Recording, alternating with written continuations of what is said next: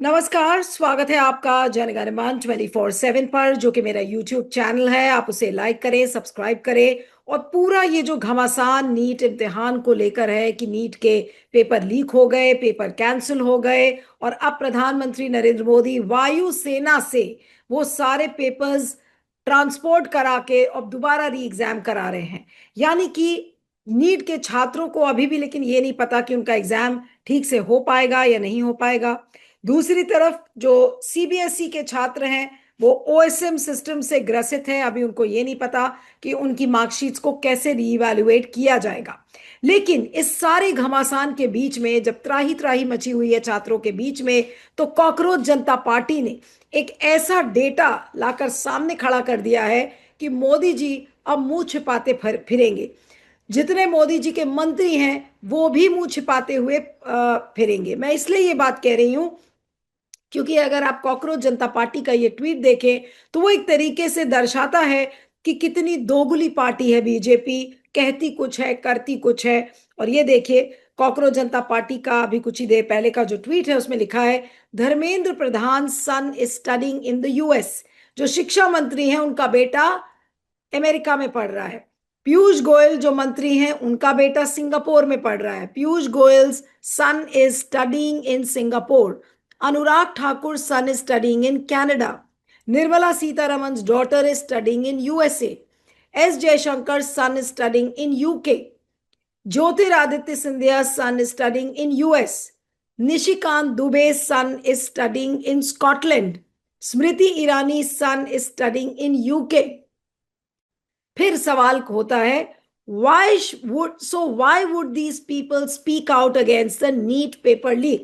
अगर इन सारे लोगों के बच्चे अगर बाहर पढ़ रहे हैं तो फिर कॉकरोच जनता पार्टी का कहना है कि फिर ये लोग नीट पेपर लीक पर कैसे बोलेंगे। Why would they care about your children's expensive course fee? यानी कि ये लोग आपके बच्चों की जो एक महंगी फीस है उसके बारे में क्यों बोलेंगे। अगला सवाल है कॉकरोच जनता पार्टी का, why would they care about your children? आपके बच्चे कुछ भी हो जाए उनको, वो उनके लिए क्यों बोलेंगे। Why would they care about your children committing suicide? अगर आपके बच्चे आत्महत्या कर कर और खुदकुशी करके मर रहे हैं तो फिर ये लोग क्यों बोलेंगे। इनके तो सब बच्चे बाहर पढ़ते हैं। You have chosen the wrong leaders correct in 2029 election. सोचिए, इतना बड़ी बात। कॉकरोच जनता पार्टी का ये स्टिकर है, ये देखिए, इस तरीके का स्टिकर लगाकर, और उन्होंने कहा है कि you have chosen the wrong leaders. आपने गलत लोगों को चुना है। 2029 में इस चीज को सही कर लीजिएगा। Correct in 2029 election. और ये पूरी लंबी लिस्ट देकर और लास्ट में कॉकरोच जनता पार्टी ये कहती है कि आपने गलत लोगों को चुना है। 2029 में अपनी की हुई गलती को सुधार लीजिएगा। आज ये कितनी बड़ी बात कॉकरोच जनता पार्टी ने कही, और इसके बहुत सारे ट्वीट्स हुए हैं, लोग लगातार इसके ऊपर लिख रहे हैं। और आज क्या कहेंगे, आज कॉकरोच जनता पार्टी ने क्या पूरी बीजेपी को बेनकाब कर दिया है? इसको पूरी तस्वीर हम किस तरह से देखें। हमारे साथ राजनीतिक विश्लेषक मनीष शर्मा है। मनीष, आपका स्वागत है, thank you so much for joining. और ये जो पूरी लिस्ट कॉकरोच जनता पार्टी ने लाकर सबके सामने खड़ी कर दी है, ये लिस्ट अपने आप में क्या कहता है? नहीं, वो बहुत साफ साफ कह रहे हैं कि भारत की व्यवस्था से उनको कोई सिस्टम से, उसकी पारदर्शिता से, उसके वो ठीक ढंग से चले उसको लेकर के उनको कोई चिंता क्यों नहीं। वो ये कह रहे हैं उनको चिंता इसलिए नहीं है कि उनके उनके जो परिवार के लोग हैं उनको भारत के एजुकेशन व्यवस्था से, भारत के रोजगार की व्यवस्था से कोई लेना देना नहीं। वो ऐसे ही है कि वो उनको क्या दिक्कत है अगर उनका, वो अमेरिका में पढ़ा सकते हैं, रसिया वो स्कॉटलैंड में पढ़ा सकते हैं, यूएस में पढ़ा सकते हैं, तमाम जगहों पर अपने बच्चों को पढ़ा सकते हैं। तो कांग्रेस पार्टी ने एक ये अटैक किया है, और बहुत सीरियस अटैक है, ये बहुत मैंने गंभीरतापूर्वक बात है। ये जेनजी ही इस बात को समझ सकती है कि भाई हमसे उसको क्या लेना देना है। मैंने, आप समझिए ना कि भारत का युवा आबादी 30 बरस से नीचे वाला 50% है भारत की आबादी का। वो कह रहे हैं हमसे इनको कोई जरूरत ही नहीं है। इनको अपने देश की चिंता तब होती जब इनके बच्चे भी यहाँ पे यही इसी व्यवस्था का हिस्सा रहते। जैसे आप ऐसे सोचिए कि अगर प्राइमरी स्कूल है, जो सरकारी प्राइमरी स्कूल है, वहां अगर डीएम का बच्चा भी पढ़ता और गरीब का बच्चा भी पढ़ता, तब तो प्राइमरी स्कूल को ठीक करने की जरूरत पड़ती। अगर सरकारी हॉस्पिटल में किसी राजनेता का भी बेटा अगर या परिवार के लोग इलाज कराने के लिए जाते, तब तो उसको ठीक करने की जरूरत थी। और उसी तरह अगर यहाँ उनको यहाँ ना पढ़ाई करनी है ना यहाँ जॉब करनी है, तो फिर यहाँ की पढ़ाई और जॉब को लेकर के सरकार क्यों चिंतित रहे? ये बहुत एक उनका एक कहना है कि एक पॉलिटिकल क्लास यहाँ पैदा हो गया है। एक पॉलिटिकल क्लास है जिसकी समाज से बहुत दूरी बन गई है। वो शासन तो करता है लेकिन यहाँ यहाँ की जरूरतों की चिंता नहीं करता है, क्योंकि उसकी जरूरतें जो है उसके परिवार की जरूरतों से जुड़ा हुआ है, उसकी फैमिली की जरूरतों से जुड़ा हुआ है। और फैमिली की जरूरत भारत नहीं है। फैमिली की जरूरत यूरोप है, अमेरिका है, ऑस्ट्रेलिया है, स्कॉटलैंड है, तमाम जगह है। और अभी तो ये छोटा लिस्ट है, ये जो अभी जेनजी ने प्रस्तुत किया बहुत छोटा लिस्ट है। आप अगर भारत के पॉलिटिकल क्लास का अगर आप 100 लोगों का 200 लोगों का लिस्ट बनाएं, तो उसका मैक्सिमम आप पाएंगे कि वो यहाँ कोई उनका यहाँ के अर्थव्यवस्था से, यहाँ के शिक्षा से, यहाँ के स्वास्थ्य से उनका कोई लेना देना नहीं, क्योंकि उनको ये सामना नहीं करना पड़ता है। यहाँ इस संकट का उनको सामना नहीं करना पड़ता। भारत की करोड़ों करोड़ जनता को सामना करना पड़ता है। ये सवाल तो मान लीजिए पॉलिटिकल जो विपक्ष है, पॉलिटिकल हिस्सा, उसको ही खड़ा करना चाहिए था। वो ये इस सवाल पे खड़ा होना चाहिए था कि भाई ये जो है, ये जो लंबे समय से बात हो रही है कि समान समान शिक्षा को लागू करो। माने एक एक मोहल्ले में एक ही स्कूल होगा और उस मोहल्ले के सभी लोगों को वहीं पढ़ना होगा। एक मोहल्ले में एक हॉस्पिटल होगा और उस हॉस्पिटल में सभी लोग, उस मोहल्ले के सभी लोगों को करना होगा। तो ये जो एक कह लीजिए कि आप समझ लीजिए कि पूरा जो एक कोशिश है सरकार की लंबे समय से, सारी चीजों को निजी हाथों में, जैसे इस परीक्षा को भी ठेकेदार के हाथ में, निजी कंपनियों के हाथ में है परीक्षा भी। उनको अपने यहाँ इस सिस्टम को कोलैप्स कर जाए इससे लेकर के उनकी चिंता क्यों रहेगी? सारा निजी क्षेत्र हॉस्पिटल को बढ़ाने के लिए सरकारी अस्पतालों को संकट में डाल रही है सरकारी खुद। और निजी प्राइमरी शिक्षा को, सरकारी शिक्षा को संकट में डाल करके निजी संस्थानों को आप देखिए सर्वोच्च उसको ज्यादा तरजीह दी जा रही है। आप देखिए ना कुकुरमुत्ते की तरह आप देखिएगा कि निजी हॉस्पिटल और सारा स्वास्थ्य आप देखिएगा, स्कूल, प्राइवेट स्कूल जो है उनकी बाढ़ आ गई है। गरीब से गरीब लोग भी अपने अपने बच्चों को या तो उनके पास कुछ नहीं है तो उनको प्राइमरी स्कूल में भेजना पड़ता है, उनको जो है सरकारी हॉस्पिटल में जाके इलाज कराना पड़ता है, और वहां बेमौत मरते हैं। यहाँ बेमौत उनकी करियर की मौत होती है प्राइमरी स्कूल में पढ़ने के बाद। तो ये मेरा जो ये कहना अभी है मनीष, सॉरी, हाँ बोली बोली, उसके बाद फिर मैं अगला पॉइंट पे आती हूँ। जी बोली। मेरा ये कहना है कि एकदम एग्जैक्ट सवाल उठाया है जैन जी ने। ये एकदम करेक्ट सवाल है और उनको केवल 5-10 लोगों का लिस्ट नहीं लाना चाहिए, उनको 100-200 लोगों का लिस्ट आना चाहिए और विपक्ष को इसको समझना चाहिए, विपक्ष को भी पकड़ना चाहिए, ताकि वो भी अपना पेश कर सके कि नहीं हमारे बच्चे यहाँ हैं, हमारे बच्चे यहाँ हैं, हमारे बच्चे, उनको उनके सामने भी एक चैलेंज है। बिल्कुल। जो जेनजी जो आप एक एक खबर जो इस समय राहुल गांधी ने भी ट्वीट किया है, सार्थक नाम का एक लड़का है, क्लास 12 का स्टूडेंट है, और उसने दिखाया है एक एक्सपेरिमेंट के जरिए कि किस तरीके से सीबीएसई ने नए रूल्स बनाए ताकि कोएम्प्ट को, यानी कि COEMPT नाम की जो एड्यूटेक कंपनी थी, उसको फायदा पहुंच सके। अब ये सार्थक क्लास 12 का स्टूडेंट है, ये मैं पढ़ देती हूँ, और इसको राहुल गांधी ने ट्वीट किया, और राहुल ने क्या लिखा है उसको भी मैं पढ़ रही हूँ, ये देखिए। उन्होंने, सार्थक अपने आप से लिख रहा है, हेलो आई एम सार्थक सिद्धांत, I am a class 12 student of the year 2025-2026, and I am one of the 17 lakh students that have been affected by the on screen marking system released by the Central Board of Secondary Education. For the past few days, I have been investigating the on screen marking evaluation tenders issued by the CBSE. ये लड़का class 12 का जितने tenders float किए गए थे उनकी छानबीन ये कर रहा है। सोचिए कितना वो लड़का परेशान होगा, वो टेंडर्स की छानबीन कर रहा है, उस पर जांच कर रहा है। I feel that my findings are significant enough and I would like to share them in the blog below.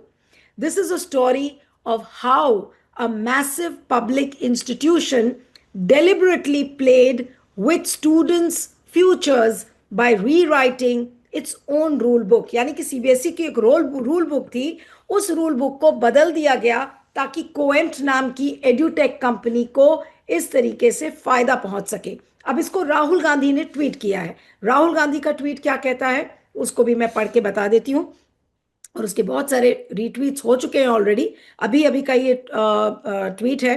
सिद्धांत सार्थक, 17 year old सिद्धांत सार्थक has exposed how CBSE manipulated its own selection process to benefit co-empt using CBSE's own documents। यानी कि CBSE के अपने documents कैसे use किए हैं ताकि कोएम्ट को फायदा पहुंच सके। मैं फिर से ये लाइन रिपीट कर रही हूं। 17 year old सार्थक सिद्धांत has exposed how CBSE manipulated its own selection process to benefit coemt using CBSE's own documents. The details in his blog reveal how CBSE changed the RFP to unduly benefit COEMPT at the cost of TCS। यानी कि TCS qualify कर जाता, लेकिन request for proposition जो होता है किसी भी टेंडरिंग में, तो आरएफपी को चेंज किया गया ताकि कोएम्ट को इंट्रोड्यूस किया जा सके और टीसीएस को बाहर कर दिया जाए। अब आप सोचिए टीसीएस कितनी नामी गिरामी कंपनी है, रिस्पेक्टेबल कंपनी है, उनके यार्डस्टिक्स पक्का सबको पता है, लेकिन टीसीएस को खिसकाकर ये एक बेकार सी कंपनी जिसका कोएम्ट एड्यूटेक नाम की कंपनी है, इनको लाकर सारा कॉन्ट्रैक्ट दे दिया गया। इस लड़के ने और क्या रिवील किया है, राहुल गांधी इसके बारे में भी लिख रहे हैं। उन्होंने कहा he has revealed the hollowness of Dharmendra Pradhan जी's denials. The PM remains silent as usual. The question is simple. Who are they protecting and why? Rahul Gandhi ने कहा है कि मोदी जी किसको बचाने की कोशिश कर रहे हैं। An independent judicial inquiry is now essential to uncover the full extent of this scam. Sarthak's work shows that India's Gen Z is brilliant and fearless, and sooner or later they will find out the full truth. तो अगर सिद्धांत सार्थक एक 12वीं में पढ़ा हुआ लड़का, अगर वो इस चीज को इन्वेस्टिगेट करके वो पता कर रहा है कि किस तरीके से कोएम्ट को एडजस्ट करने के लिए टीसीएस को बाहर कर दिया गया, आरएफपी सब जो रिक्वेस्ट फॉर प्रपोजल है वो सब वेबसाइट पे पड़ा होता है, तो अगर उस चीज की छानबीन अगर एक 12वीं क्लास के लड़के ने कर ली, तो आज क्या इस पर जुडिशियल इंक्वायरी नहीं होनी चाहिए? क्या मोदी सरकार के लोग अंधे हो गए हैं, बहरे हो चुके हैं कि उनको कुछ नहीं दिखाई पड़ रहा है? 12वीं क्लास का लड़का ये सारी चीजें दिखा रहा है जिसको राहुल गांधी ने अभी ट्वीट किया है, और सार्थक सिद्धांत इसका नाम है, और उसने यही कहा है कि सीबीएसई ने सिस्टमैटिकली इन नियमों को बदलने की कोशिश किया ताकि कोएम्ट एड्यूटेक नाम की कंपनी को फेवर किया जाए। अब क्या कहेंगे, सार्थक सिद्धांत का अब ये एग्जाम्पल सामने आ रहा है, और ये खबर है वो इस समय सोशल मीडिया पर वायरल हो रही है। इसकी कटिंग में दिखा रही हूँ, ये देखिए, उसको फुल फ्रेम में भी दिखाएंगे। ये how CBSE rewrote rules to favour Coempt Edutech. जी मनीष बोलिए। नहीं, देखिए, इसको एक बात समझिए, एक बहुत बड़ा भ्रम था कि जनता सूचनाओं से बहुत दूर है, लेकिन जेनजी ने इसको पलट दिया है। जेनजी बहुत माने महीन से महीन सूचनाएं भी उसके पास है। वो बहुत खुल के संवाद नहीं करता है, क्योंकि एक पितृसत्तात्मक देश है, थोड़ा एक जनरली जो पॉलिटिकल क्लास भी है थोड़ा उसी मूड में रहता है, तो उसको मान लीजिए कोई ऐसा मंच नहीं, संवाद करने का स्पेस नहीं रहता है। लेकिन जब आप उससे नॉर्मली बात करिए तो वो इतनी सूचनाओं के पास उसके पास रहती हैं कि अब आप कोई भी ऐसी जो क्रोनी रिलेशन है, क्रोनी रिलेशन मतलब जिसको भाई भतीजावाद बोलते हैं, क्रोनी रिलेशन, क्रोनी पूंजीवाद का एक टर्मोलॉजी है। तो जो क्रोनी रिलेशन है उसके जिम्मे ही परीक्षाएं दे दी गई। मतलब एनटीए जो है, आप देखिएगा, एनटीए जो है वो एक संसद से पास कोई इस तरह का संस्था नहीं है, संसदीय कानूनों के साथ तहत स्वायत्त नहीं है, वो कार्यपालिका के अधीन है, और वो बेसिकली एक कह लीजिए कि प्रबंधकीय संस्था है। वो सारे कानून के दायरे से बाहर, उसको कोई स्वायत्ता नहीं। यानी सीधे मोदी उसको निर्देश कर सकते हैं, सीधे धर्मेंद्र प्रधान उसको निर्देश दे सकते हैं। तो फिर इनकी क्रोनी रिलेशन है जितनी। अब जो आपको कोएम्ट कह रही हैं आप, जो वो उसके बारे में जानिए। कि वो तेलंगाना बोर्ड की परीक्षा कराते समय बहुत सारा फ्रॉड किया था उसने। ये बात देश को पता है, ये जेनजी को भी पता है। जो सार्थक सिद्धांत वो बच्चा बोल रहा है उसको भी पता है। बेसिकली तेलंगाना में बोर्ड की परीक्षा में एक फ्रॉड उसके पक्ष में आया था, उसको जिम्मा वहां दिया गया था तेलंगाना बोर्ड का। और ये जानते समझते हुए भी उसी को फिर जिम्मा दिया गया इस बार, वो जो ऑनलाइन वाला जो पूरा परीक्षा की जिम्मेदारी देनी थी। और अभी जेएनजी ने एक और प्लान किया है। 8-10 ऐसे कंपनियों को उसने खोजा है राजस्थान में, बिहार में, उत्तर प्रदेश में, जिसमें कि वो पहले उनके ऊपर फ्रॉड का इल्जाम लगा, लेकिन फिर 2 साल बाद, 1 साल बाद उन्हीं को फिर ठेका मिल गया। मतलब क्या है, सत्ता के अंदर जो सरकार है, जो वो इस तरह का एक अपने दायरे के लोगों को, परीक्षा को एक तरह से संविदा पे कर दिया। परीक्षा अब सरकारी योजना नहीं रह गई। सर कोई जो ही आप संविदा पे करते हैं तो उसकी अकाउंटेबिलिटी खत्म हो जाती है। कोई जवाबदेही नहीं है उसकी, अब कोई जवाबदेही नहीं वो। तो अगर जवाबदेही मुक्त हैं आप, तो आप कुछ भी कर लीजिए। मान लीजिए अगर यहां हम दे दिए, अब ये जो निजीकरण है आप देखिएगा, सारा हाईवे कौन बनाता है? सारा हाईवे कोई निजी कंपनी बनाती है। उसके बाद पुल ढह जाए, अभी बुंदेलखंड में पुल ढह गया, मान लीजिए और जगह कहीं ढह जाए, वो चला जाता है दुनिया, वो बाहर जो है, उसके ऊपर कोई कार्रवाई नहीं है। तो पूरा सिस्टम का आप देखेंगे कि एक क्रोनी रिलेशन है, और अपने अपने ठेकेदार हैं, अपने अपने एजेंट हैं, अपने अपने बिचौलिए हैं। इनको फोकस करके ये सारी कार्रवाई हो रही है, जिसकी तरफ सार्थक इशारा कर रहे हैं। उन्हीं कंपनियों को दिया जा रहा है जो पहले फेल हो चुकी है। इसकी कोई तस्दीक नहीं की जा रही। और चूंकि चूंकि ये धर्मेंद्र प्रधान नहीं इसमें सेंटर में है, ये अभी मैं समझता हूं कि ये गलत दिशा है। ये मोदी मंत्रिमंडल जो है, मंत्रिमंडल होता ही नहीं है। वो वन मैन शो है। वो अमित शाह हैं और मोदी हैं। मंत्रिमंडल की क्या हैसियत है? तो अभी हमारे सामने अगर महंगाई का संकट है तो उसमें मोदी है, अर्थव्यवस्था का संकट है मोदी है, अमेरिका की दलाली है मोदी है, इन 10 सालों से 100 परीक्षाएं फेल हो रही मोदी है। उसमें वन मैन शो है भाई, उसमें कोई मंत्री का कोई हैसियत कहाँ है वहां पे? तो हमको घेरना चाहिए मोदी को, कि चौतरफा जो संकट हमारा देश झेल रहा है, वहां पे अब किसी मंत्री को घेरने का कोई फायदा नहीं है। मुझको सीधे, ये जेएनजी से भी मेरा अपील है और विपक्ष से भी मेरा अपील है कि ये एक एक फेल्ड सरकार है अपने चौतरफा चीजों नहीं, पे। लेकिन आप क्या कहते हैं, या ये जो सार्थक सिद्धांत ने जिस तरीके से चीजों को आप उजागर किया है कि किस तरीके से कोएम्ट को फायदा पहुंचाने के लिए और टीसीएस को बाहर कर दिया गया, पूरे ब्लॉग में बकायदा उन्होंने एक्सप्लेन किया है। अगर 12वीं क्लास का बच्चा अगर आज इस चीज को एक्सपोज कर रहा है, क्या मुंह दिखाने लायक बचे मोदी सरकार, और मोदी सरकार का कोई भी व्यक्ति क्या इस चीज को डिसमिस कर पाएगा? कैसे ये सिस्टम ठीक कैसे करेंगे? अभी सार्थक सिद्धांत है, कल अभी 10 बच्चे और खड़े हो जाएंगे, वो भी दिखाएंगे कि क्या क्या मुसीबतें हैं। और क्या किस किस को किस किस का मुंह बंद करेंगे अब मोदी जी? देखिए, जेएनजी अब उतरना शुरू हो गया। आपको खबर होगी शायद, इलाहाबाद में 2-3 हजार बच्चे जो है आंदोलन में भी उतरे हैं आज। ये भी, ये जान लीजिए। और दुनिया भर में जहां जहां जेएनजी पहले ऑनलाइन ही आता है, उसका अभियान ऑनलाइन ही पहले चलता है। जब ऑनलाइन ब्लॉक करते हैं आप, जैसे नेपाल में जब वो ऑनलाइन आंदोलन में आए तो पूरे इंटरनेट को नेपाल में बंद कर दिया गया। वो वहीं जीता मरता है, मैंने उसकी जिंदगी का बड़ा हिस्सा ऑनलाइन ही गुजरता है। और जब आप उसको ब्लॉक कर देते हैं तो एक तरह से उसका सांस लेना बंद कर देते हैं। और वो नेपाल में उतर गया, वो बांग्लादेश में उतर गया, वो श्रीलंका में उतर गया। यहां भी उस अकाउंट को ब्लॉक करने की कोशिश हो रही है, भारत में भी। और धीरे धीरे अब चूंकि देखिए, इसीलिए मुंह छुपाने का मामला ये है। मुंह छुपाने के लिए सेना के शरण में गए।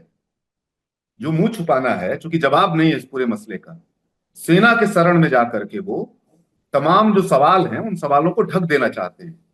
इसीलिए देखिएगा वो सेना के शरण में गया। आपने ध्यान दिया, सेना को इसमें इन्वॉल्व करने जा रहे हैं। मैंने आने वाले समय में, चूंकि लेकिन ये 19 नहीं है, 2019 नहीं है जब पुलवामा को होने दिया गया और एक एक बदनाम होती हुई सरकार फिर से सत्ता में आ गई। ये वो दौर नहीं। ये दौर ऐसा है जब मोदी ब्रांड बिक नहीं रहा है, जब राष्ट्रवाद का ट्रम्प साहब ने पोस्टमार्टम कर दिया है, जब हिंदुत्व जो है उत्तर प्रदेश में राम मंदिर के भव्य उद्घाटन के बाद भी ढह गया है, अयोध्या तक हार गया। ये वो दौर नहीं है। इसलिए मेरा विपक्ष से भी अपील है और जंजीर से भी अपील है कि धर्मेंद्र प्रधान के पीछे मत पड़ो भाई। ये मोदी के पीछे पड़ो, ये मोदी के पीछे पड़ो, यही सारी समस्या का सोर्स क्या है? सारी समस्या का सोर्स जो है, स्रोत जो है, वो मोदी है। अगर आप देखिए क्या हो रहा है अभी, आप ध्यान दीजिए कितनी चालाकी से एक बयान मोदी ने नहीं दिया इस पूरे मामले पे। इतना सारा क्राइसिस बड़ा है देश के अंदर, 22 लाख बच्चों का भविष्य संकट में चला गया है, एक बयान अभी मोदी का नहीं आया। माने मोदी को क्या किया जाता है, एक प्लानिंग के तहत मोदी को बाहरी तत्व बताया जाता है। मतलब ये मंत्री हैं, ये सारे लोग हैं, वो बोल देते तो उनके ऊपर फोकस होता, वो बोले नहीं। आप ध्यान दीजिए, अब सुप्रीम कोर्ट में वो तुषार मेहता ने एफिडेविट दिया है कि अब इसको देखिए कैसे पेश किया जा रहा है, इनकी एंट्री अब हो रही है, जबकि एंट्री इनकी शुरू से है, लेकिन अब एंट्री कराई जा रही है कि मोदी साहब व्यक्तिगत रूप से इसकी निगरानी करेंगे। तो मोदी साहब अभी तक क्या कर रहे थे, 100 परीक्षाएं फेल हो गई, लेकिन उसमें मोदी को नहीं आने दिया। एक ही टैक्टिकली इनका एक प्रयास होता है कि विपक्ष भी वही बने रहे। जैसे पक्ष बन गए धर्मेंद्र प्रधान और विपक्ष बन गए मोदी। मतलब अब धर्मेंद्र प्रधान ने सब संकट में डाल दिया, अब मोदी जी उसको संभालने आए, अब उसको ठीक करने आए। तो ये जो एंट्री है इनकी, तो ये जब तक विपक्ष फोकस वहां नहीं करेगा किसी धर्मेंद्र प्रधान पे, किसी पुरी पे, एपिस्टीन फाइल पे भी मैंने देखा लोगों ने पुरी पे ज्यादा ध्यान दे दिया, मोदी पे फोकस नहीं किया। उस समय भी आपने ध्यान दिया होगा, एपिस्टीन फाइल में सीधे अनिल अंबानी बोल रहे हैं, सारा चीज मोदी के बारे में तरफ से बोल रहे हैं, सारा कुछ तो साफ था। मोदी पे अटैक नहीं किया विपक्ष ने। विपक्ष ने उस समय भी पूरी पे अटैक किया, उनका क्या पूरा नाम है भूल रहा हूं, जो पेट्रोलियम मंत्री है, उनके ऊपर अटैक किया। अभी मैं देख रहा हूं कि मैं हरदीप जेनजी पुरी। से भी अपील हाँ। कर रहा हूं। हाँ, हरदीप पुरी, और विपक्ष से भी अपील कर रहा हूं, ये धर्मेंद्र प्रधान बेचारा क्या है, उसका कोई हैसियत है क्या उस मंत्रिमंडल में? कोई हैसियत नहीं है उस आदमी का। बहुत सारे मंत्रियों को तो लोग जानते भी नहीं, बहुत सारे मंत्रियों को हम लोग नहीं जानते, हम तो पता नहीं जो जो संकट आता है तब जानते कि अच्छा इस विभाग का ये मंत्री है, अन्यथा हमको भी नहीं पता है। हम पुरी साहब को भी बहुत कम जानते थे नहीं, लेकिन जब आप तक ये वो सोचिए एफएससी कि वाला मामला नहीं सार्थक आया। सिद्धांत ऐसे जो बच्चे आज मोदी सरकार की पोल खोल रहे हैं, इनके टेंडरिंग प्रोसेस की पोल खोल रहे हैं, क्योंकि उनकी शिक्षा इससे अफेक्ट हो रही है। तो आज आपको क्या लग रहा है, और जो लिस्ट कॉकरोच जनता पार्टी ने निकाली है कि सबके बच्चे बाहर पढ़ रहे हैं, धर्मेंद्र प्रधान, स्मृति ईरानी, ज्योतिरादित्य सिंधिया, पीयूष गोयल, निर्मला सीतारमन, एस जयशंकर, तमाम वो लिस्ट है जिसके बच्चे बाहर पढ़ रहे हैं। तो आज ये इस लिस्ट को उजागर करके, और ये जो सार्थक सिद्धांत ने जो चीज को रिवील किया है, कुल मिलाकर इसका इफेक्ट क्या रहेगा? हमको लग रहा है कि इसको विपक्ष को समझ जाना चाहिए। सचमुच ये नेपाल नहीं है, श्रीलंका नहीं है, बांग्लादेश नहीं है, लेकिन भारत में अब एक जुडिशरी थी, कम से कम लगता था कि वो एक सेफ्टी बॉल्व है, जहां थोड़ी उम्मीद लोगों को रहती थी। बंगाल मॉडल के बाद और एसआईआर को संवैधानिक बताने के बाद और नीट के और छात्रों को, बेरोजगार छात्रों को कॉकरोच बोलने के बाद, अब वो कंप्लीट एक मोहभंग व्यवस्था से, मतलब उनको लग गया है कहीं सुनवाई नहीं, कोई ऐसी पॉइंट नहीं है जहां कुछ सुना जाए। और अब सेना को भी, अब सेना भी मान लीजिए परीक्षा वो फेल हो जाए सेना के लगने के बाद, तो फिर तो सेना टारगेट में आएगी। फिर मोदी जी कहेंगे ये तो देशद्रोह है, सेना पर कैसे सवाल खड़ा कर सकते हैं? तो सेना को भी अपने अंदरूनी राजनीति में वो इस्तेमाल करना चाहते हैं। विपक्ष को जेनजी पहले उतरे इसका इंतजार नहीं करना चाहिए, विपक्ष को अब उतर जाना चाहिए।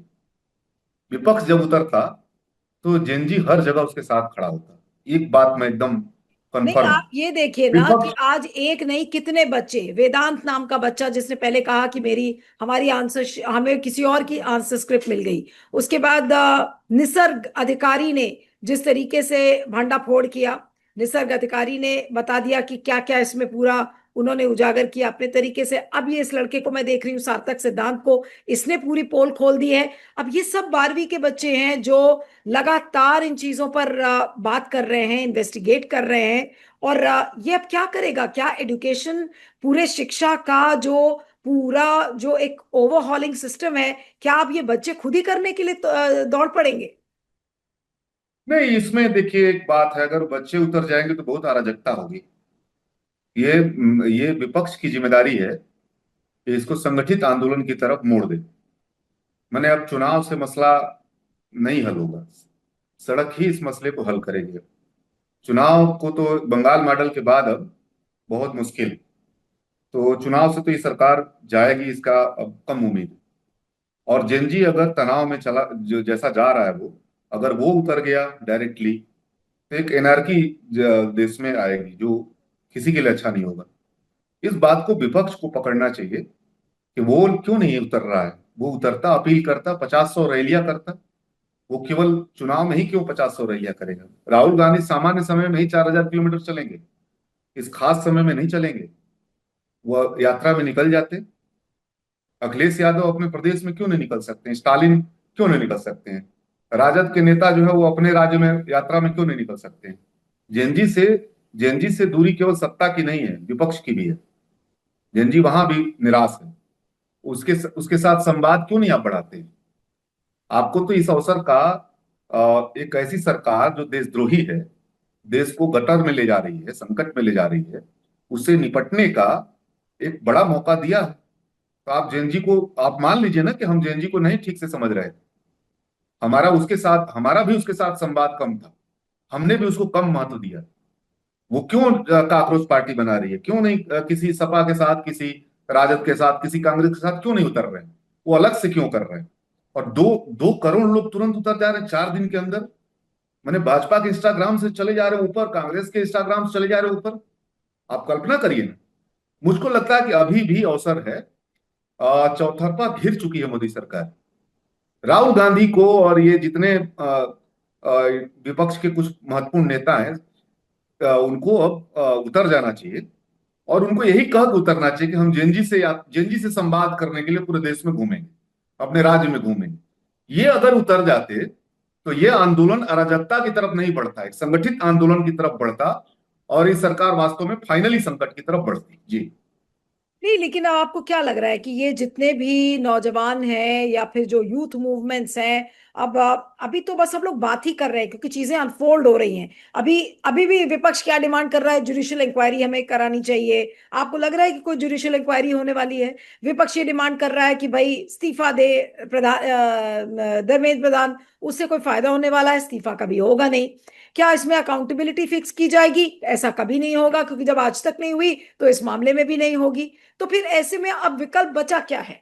क्या हम देश को बकवास है इन ये जेंजी ये के ये हवाले एकदम, कर दें? अब यही लोग करेंगे जो मूवमेंट करेंगे, विपक्ष नहीं ये करेगा। गलत स्ट्रेटेजी है। ये बकवास है। ये जुडिशरी जुडिशरी का आपने हाल देखा है? एसआईआर को 7 करोड़ लोग बाहर हो गए हैं, अनागरिक हो गए 7 करोड़ लोग। अभी 4 करोड़ लोग और होंगे, माने 10 करोड़ लोग। और अभी गृह मंत्रालय ने एक कमेटी बैठा दी, एक बदनाम जज के नेतृत्व में, जो मध्य प्रदेश में थे। और वो अब तुरंत चेक करेंगे इन 10 करोड़ लोगों को कि वो नागरिक वास्तव में है कि नहीं। गृह मंत्रालय बाद में आ रहा है, पहले चुनाव आयोग ने उनको अनागरिक कर दिया। जो काम गृह मंत्रालय का था वो चुनाव आयोग ने कर दिया। अब चोर रास्ते से एनआरसी की तरफ बढ़ेंगे। तो ये संकट मोदी है। धर्मेंद्र प्रधान पे क्यों फोकस किया मैं यहाँ? संकट मोदी है। अर्थव्यवस्था के लिए संकट है, बेरोजगारी के लिए संकट है, महंगाई के लिए संकट है, रुपए का डॉलर के मुकाबले गिरना मतलब देश साख के लिए संकट है, अमेरिका के सामने एक तरह से समर्पण, ये देश के वैश्विक उसकी पहचान के लिए संकट है। तो संकट तो अगर आप कहीं भी जाएंगे उसके सेंटर में तो मोदी है। तो अभी मैं कह रहा था कि ये मांग करने का करते रहिए, आप करते रहिए मांग। लेकिन आप ये सड़क पर उतर करिए ना, प्रेस वार्ता से थोड़े होगा ये पीसी से नहीं होगा, ये ट्विटर और एक्स से नहीं होगा, ये इंस्टाग्राम से नहीं होगा। ठीक है, जेनजी का एक मामला दूसरा है। जेनजी ने एक अपना उसका व्यक्त करने का अपना तरीका है। विपक्ष भी क्या केवल ऑनलाइन ऑनलाइन मांग करेगा? मूवमेंट पे क्यों नहीं? अच्छा, मूवमेंट पे चलिए, छोड़िए धरना प्रदर्शन आंदोलन जेल छोड़िए, यात्रा में क्यों नहीं निकल सकते हैं? या 150 रैलियां क्यों नहीं कर सकते हैं पूरे देश में, इस बात को समझाने के लिए कि मोदी ही क्राइसिस है इस देश का। मोदी ही सेंटर है क्राइसिस का मेन स्रोत वही है।